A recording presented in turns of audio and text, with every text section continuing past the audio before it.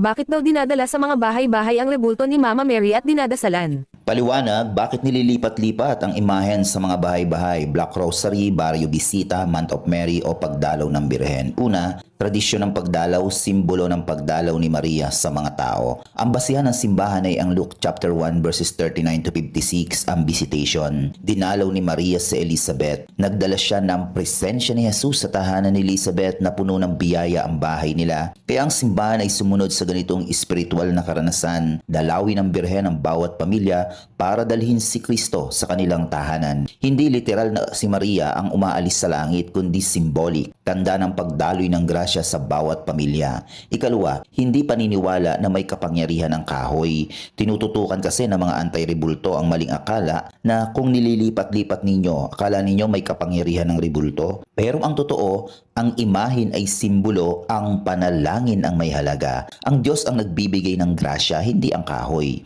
Katulad lang ito ng pagdala ng Biblia, krus o holy water sa bahay, hindi dahil sila ang may kapangyarihan kundi ginagamit bilang daluyan ng pananampalataya. Ikatlo, dahilan ng pagdalaw, palalimin ang pananampalataya ng bawat pamilya. Kapag dinadalaw ang bahay, nagdadasal ang pamilya, nagkakaisa sa rosaryo, naalaala ang Diyos, nawawala ang tampuhan, nabubuhay ang komunidad. Hindi ito pagan kundi family prayer renewal. Ikaapat, may biblical pattern sa pagdadala ng banal na bagay sa mga bahay-bahay. Exodus 25 to 26, dinala ang arko ng tipan sa iba't ibang lugar, hindi sinamba pero tanda ng presensya ng Diyos. 2 Samuel 6:10 to 12, nanatili ang arko sa bahay ni Obed-Edom at pinagpala ang buong pamilya dahil sa presensya ng Diyos. Hindi dahil Diyos ang kahon, kundi dahil sumasama ang pagpapala ng Diyos sa debosyon. Ikalima, ilang praktikal na paliwanag para mabisita ang mga hindi makapunta sa simbahan. May matatanda, may mga may sakit, may abala sa trabaho. Sa ganitong paraan, bumibisita ang komunidad sa kanila. Pampalakas ng komunidad, nagkakakilala ang magkapitbahay, nagkakaroon ng ugnayan, tumitibay ang faith community. Simbolo ng pagiging missionary ni Mama Mary, dinadala ni Maria ang tao papunta kay Jesus. Do whatever He tells you. John 2:5.